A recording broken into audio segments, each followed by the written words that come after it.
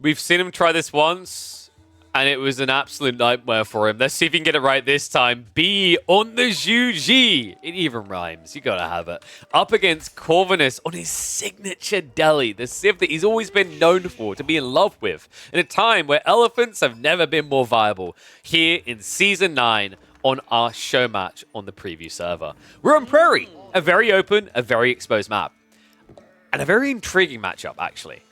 Because Juji Legacy can kind of contest Dali Ghazi in Age 2. Juji got a pretty big buff, guys. It was subtle if you weren't paying attention, but the reality was actually it was huge. So Juji, they have Dali Cavalry, I believe it's called now. Dali Horses, rather. What that does is it gives them a 20% buff on the attack speed of their cav, which allows them to actually, with their economy, bite back against Delhi dominance in the feudal age. Curious to see if that's the way it's going to be played, though. Last time we saw this, it was between Anatan and B, and it had a very unexpected outpost rush in the early game from the Delhi. I don't expect Corvinus to take that approach. I'm imagining, though, we will still be looking at a Dome of Faith play. Dome of Faith just kind of feels a lot better here, right? Like, Tower of Victory is kind of awkward. It puts you on the clock in a matchup where your opponent could just spam Mass Juganu. I actually am a really big fan of like Juji trying Mass Juganu here. Traditionally, it's a really good build. I think it's a bit different between China and Juji. It can still work, but it's a different execution. So with China, the big challenge is the Barbican blocks the Sacred Site win condition, so there's no clock. But the thing that the Juji have going for them that's kind of different here that's cool is that Juji have more Juganu at an early point. They get about 8 extra Chuganu before China can get them themselves. So there is a window of opportunity here where Juji can actually be more aggressive than China with just a mass Jug build. The issue is how it scales later on, because although China is later to build Jugnu, their scaling is better because they have the Taxmen and they have Imperial Academy. So I think that's why a lot of players will probably start just trying these Castle Age rush builds with Juji instead of playing mass Jug. Especially on maps like this, where like wood access is maybe limited, so the idea of bulking a lot of Juganu might not be as feasible. But opening-wise, this is a glorious start. 31 sheep to 18. Exactly what you want here. Remember, the Delhi aren't going to touch the sheep. So the fact that he got 31 sheep while gathering from them himself means B got about 60 to 70% of the sheep on this map. This is a fantastic start to this game for him. It allows him to keep his economy safe and condensed much longer than Corvinus will be able to. As expected, of course, that Dome of Faith is going to be coming in. Let me hit the 2 times, because I think we're just a few seconds out from live here.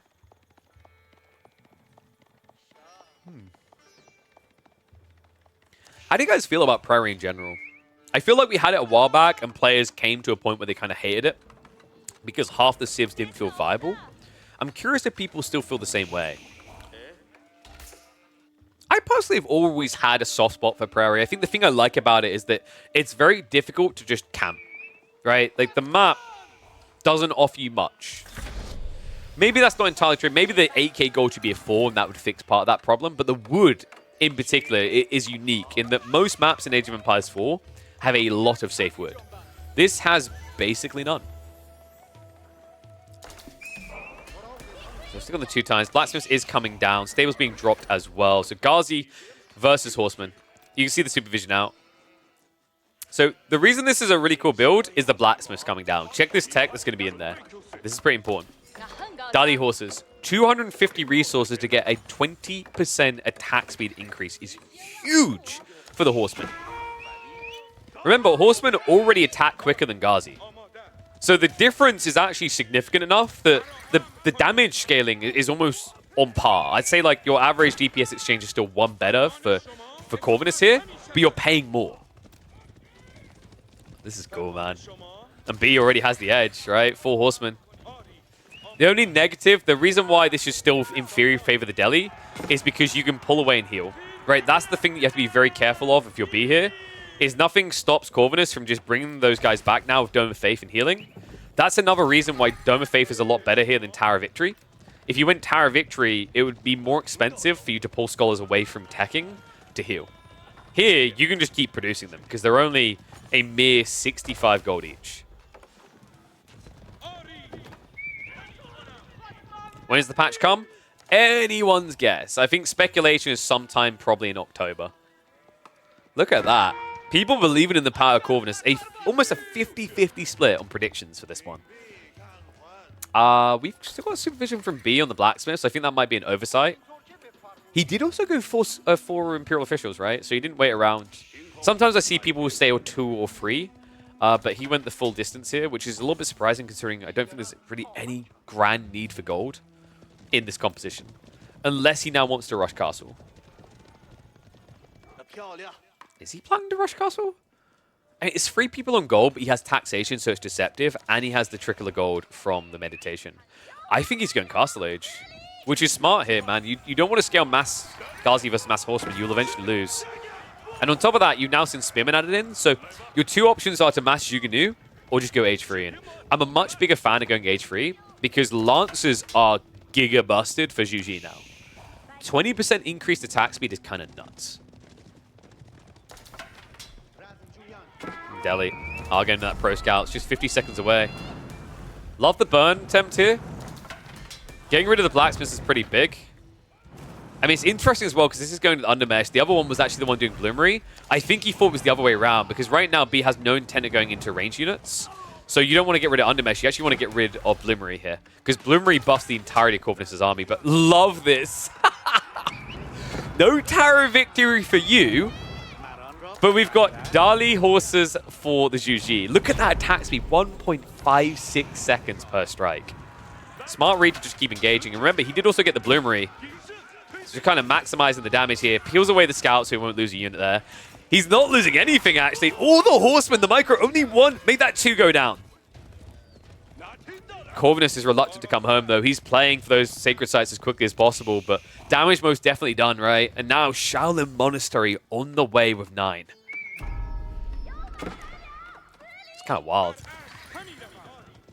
Oh, it looks like Corv was able to get a strike in there, but missed micro means that he does end up losing the Ghazi in return. Overall, these trades just working a lot better for B.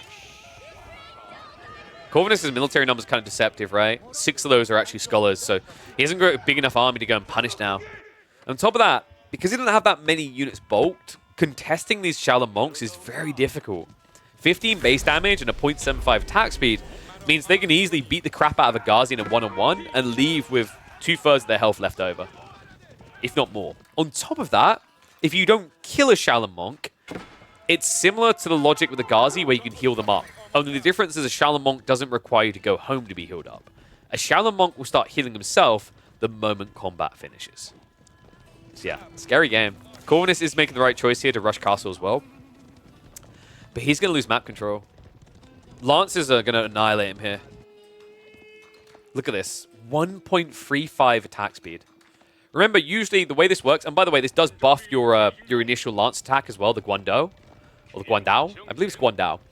So usually the Guandao is about, I think it's 0.55 or 0.54, something like that. And then your normal melee attacks are about 1.5. So like a typical knight will get 2 attacks in 2 seconds. These guys are going to get 2 attacks in like 0.1, 0.75 seconds. Pretty wild. Scholars are at least going to get found as well. That's important because if Corvinus is rushing castle, he wants these scholars to just be flooding the map to picking up relics. But the mass lance is going to stop him from doing that. So race is on. First relic is being returned. Second of the Shaolin monks has been queued up by B. House of Learning now on the way for Corvinus. Yeah, so that's kind of cool here, actually. You've got an even playing field, actually, between Lancers. So you've got a 20% increase in attack speed for the Zhu Ji, but Honed Blades is going to give a +3 to Lancers for the Dali. I don't think that's where Corvinus is necessarily going to go, though. I wouldn't be surprised if we saw War Elephants instead, considering they can annihilate this current comp. Meantime, though, annihilation on the gold line of Corvinus. Dive comes in. In fact, he can dive for the House of Learning. He can stop the tech up. He's idling him out. Corvinus losing villages now. The greedy boy never got textiles. And there's no room in this inn. Several villages likely to be lost here. Scout just being ignored. Villagers nowhere safe to be right now. And that is going to be, what, a culling of 5 and more to come. The rest move over to the sheep. And Corvinus, he has no units to react with. The 2 spearmen are moving. What's going on? Oh my god, B! I don't think Corvinus got a secondary alert. For some reason, he assumed he was fine there. Got distracted out here trying to block the decaps. And got annihilated at home. That's now 10 worker deaths for the Dali. Ishii, caramba. You know, I think what happened there as well is Corvinus was trying to micro his scholars to the relics. Neglected to pull the spears. And in fairness, 2 spears will not beat Dali Horsemen, or Dali Horse Lances, right? They'll just die to them. So, I think you have to try, though, while your villagers are distracting to get stabs in for free. This is rough, though. Corvinus is in a brutal position, almost 10 villages behind. Return fire's coming in, but the Ghazi just nowhere near as impactful here. 2 worker kills to 10 now. Did he at least get taxmen kills? I don't think he did. Oh, he got 1 taxman. Okay, that's not too bad, guys. Getting a taxman is more valuable here because Imperial officials cost 3 times what a villager does. And unlike the Chinese, the Zhuji will give up producing a villager to produce a taxman.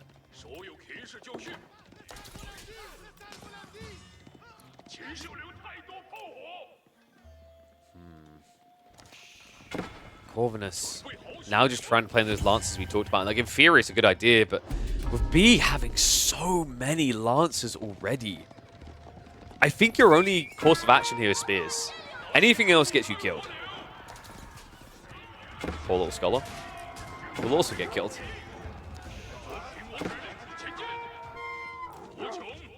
Yeah, he's getting found everywhere, man.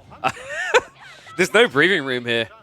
I think 4th relic is already, yeah, now on the way home. So B's picked that one up. So it's 4 relics to 1. No sacred sites. Almost no hope for Corv. I think B has to make a critical blunder now for Corvinus to get back into this game. Remember, he's also going to have to come out to the map sooner or build farms because the sheep count heavily favored B. B still has 9 sheep. Corvinus has none. So he's going to have to what? Go for the bat berries here. That's a really good spawn for Corvinus. He's fortunately had this. If it wasn't for this type of detail, this game would already be over. Because there's too much cavalry for you to come out into the mid. As he comes out into the mid and immediately regrets it. There's no veterancy. And there's no chance, no shot. GG gets called. That's a 4th game now for B. This boy is not waiting around. He felt the stinger yesterday, and he's looking for a clean sweep. 1 more game, and it's going to be a clean 5-0 for the 3D clan member. That's kind of brutal, man. What does Corvinus have left? What is better than what he's fielded now in these matchups? We've had Abbasid, Zhuji, Japanese, Jeanne.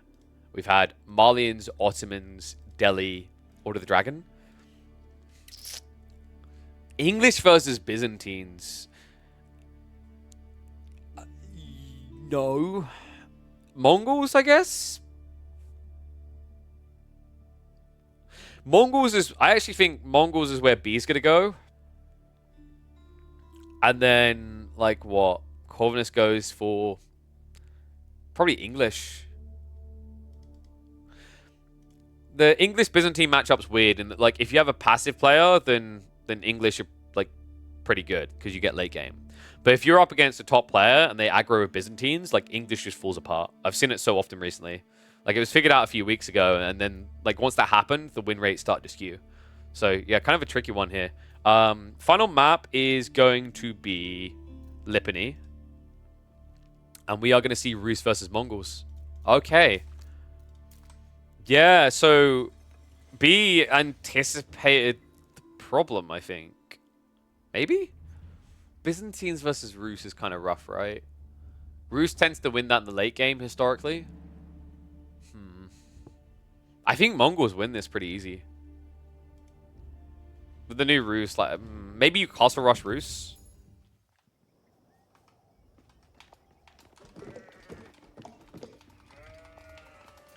Let's find out. Oopsie. Oh, have I still been recording this whole time?